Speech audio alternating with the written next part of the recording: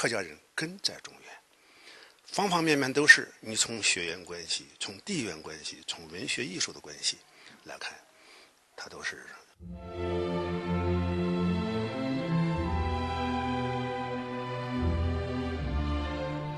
李世宏客家經過了5擺大遷徙，分別係第48年統台五台十國、宋年到明清時期。其中48年嘅八峰之亂、元嘉之亂，被領中央政權幾百人向南遷徙，兩位係客家先民提出擺大規模南遷嘅開始。西晋都城在我們洛陽啊，都城在洛陽，洛陽被打開以後，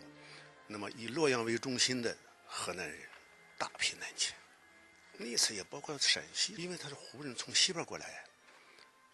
他过来以后他们就逃啊，逃了以后弄得都成了流民集团的呀，然后再渡淮河，过长江，最后辗转迁徙到了这个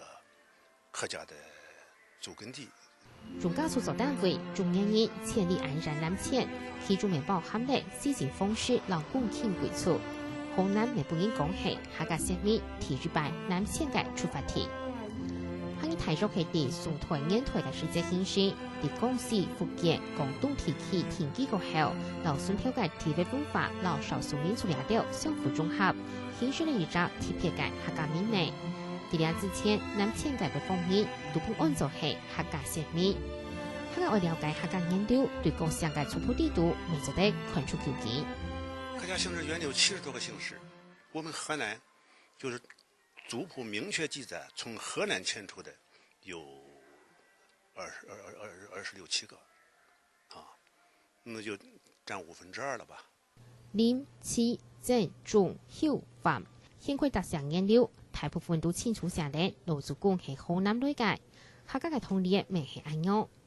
像係上中嘅仁川社赤大夫家生，仁中社赤發展家生，上嚟嘅청中社赤仁水家生。上聽嘅南中社赤高美家生，其中嘅仁川、仁中、仁水、南中兩條，全部都指明嘅老祖公係對河南來嘅，未指明嘅客人老中原人就嚟前團嘅親人關係。經過歷史改變，一下各地都有客人嘅蹤跡，第世界各地繼續嘅發展，繼續嘅寫嚟客人嘅故事。海中小分學研究的中國河南採訪不同。